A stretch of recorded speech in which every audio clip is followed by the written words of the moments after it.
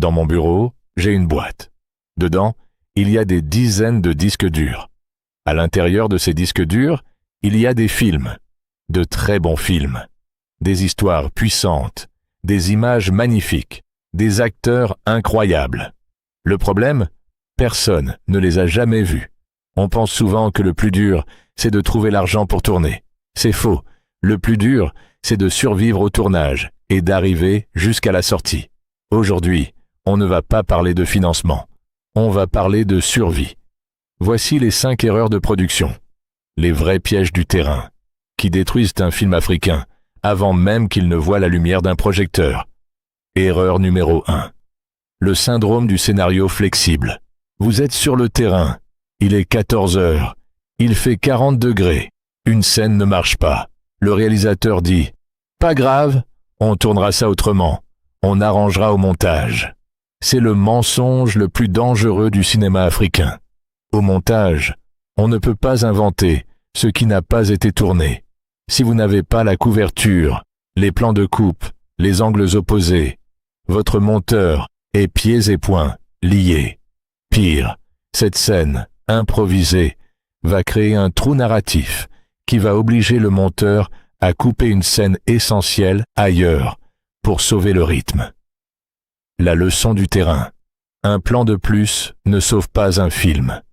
Un script verrouillé, découpé techniquement avant de tourner. Oui, le plateau est un lieu d'exécution, pas d'écriture. Erreur numéro 2. Celle qui fait mal, parce qu'elle touche à nos valeurs. Le casting affectif. On a tous fait ça. On a besoin d'un acteur pour le rôle du méchant. On pense à notre cousin ou au gars du quartier qui a une belle voix. On se dit, il va apprendre. Sur le papier, c'est de la solidarité. Sur le terrain, c'est un poison. D'abord, parce que le public le verra. Ensuite, et c'est pire, vous créez une dynamique toxique sur le plateau. Comment le chef opérateur ou le réalisateur peut-il recadrer un acteur qui est le neveu du producteur ou le meilleur ami du réalisateur? Vous bloquez l'exigence. Vous fatiguez l'équipe technique qui doit faire 15 prises parce que la famille n'arrive pas à placer son texte. La leçon du terrain. Le cinéma est un sport de haut niveau. Caster, c'est choisir la meilleure option pour le film, pas pour son réseau social. Erreur numéro 3. Le manque de repérage et d'autorisation. Vous avez trouvé le lieu parfait pour votre scène clé. Une rue magnifique, une maison coloniale abandonnée, un marché animé. Vous y allez avec votre équipe de 30 personnes. Et là, c'est le drame. Le propriétaire arrive et vous met dehors. La police municipale vous demande vos papiers. Le soleil tape pile derrière un immeuble et plonge vos acteurs dans le noir. Les émidjins, mototaxis, klaxonnent en continu et rendent le son inutilisable. Vous perdez 4 heures, vous payez l'équipe pour rien et le moral s'effondre. La leçon du terrain. Un repérage n'est pas une visite touristique. C'est une enquête.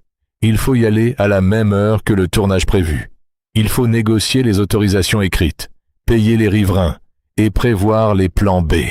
La logistique, c'est 50% de la réussite artistique. Erreur numéro 4. Celle qui disqualifie 90% de nos films dans les festivals internationaux et les plateformes. Le son traité comme un accessoire. On va dépenser 60% du budget dans la location d'une caméra ARI ou d'un beau kit d'optique. Et il reste 50 000 francs CFA pour le son. On prend la première perche qui vient. On ne fait pas de perche tendue. On ne isole pas les micros. Écoutez-moi bien. Le public peut tolérer une image qui bouge, un grain un peu sale, une lumière imparfaite. C'est du style. Mais le public ne tolère jamais un mauvais son.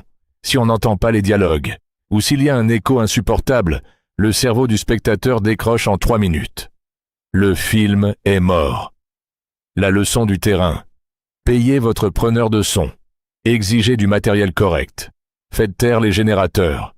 Le son, c'est 50% de l'émotion. Ne le bradez jamais. Enfin, l'erreur numéro 5. La plus tragique. Vous avez survécu aux 4 premières. Le film est monté, étalonné, mixé. Vous faites la soirée de lancement.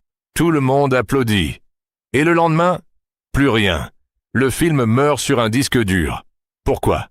Parce que vous avez pensé à la distribution après avoir terminé le film. En Afrique, les salles de cinéma sont rares. Les circuits de diffusion sont complexes. Si vous ne savez pas à qui vous allez vendre le film, Netflix, Canal+, les festivals, la télévision locale, YouTube en VOD, avant même d'écrire le scénario, vous fabriquez un produit sans marché. La leçon du terrain. Un film sans stratégie de distribution n'est pas un film, c'est un hobby de luxe. Intégrez le distributeur ou le diffuseur dans la boucle dès la pré-production. Ces 5 erreurs ne sont pas une fatalité. Ce sont les cicatrices de notre apprentissage. Mais il est temps de passer à l'étape supérieure.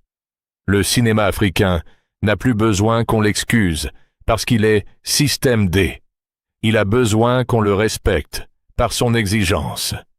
Verrouillez vos scripts. Cast C pour le talent. Respectez la logistique. Exigez l'excellence sonore. Et pensez à la sortie avant même le premier tour de manivelle. Ne laissez plus vos films dans le cimetière des disques durs. Faites-les vivre. Faites-les briller. Produisez avec intelligence. Abonnez-vous pour ne rien rater des prochaines masterclass.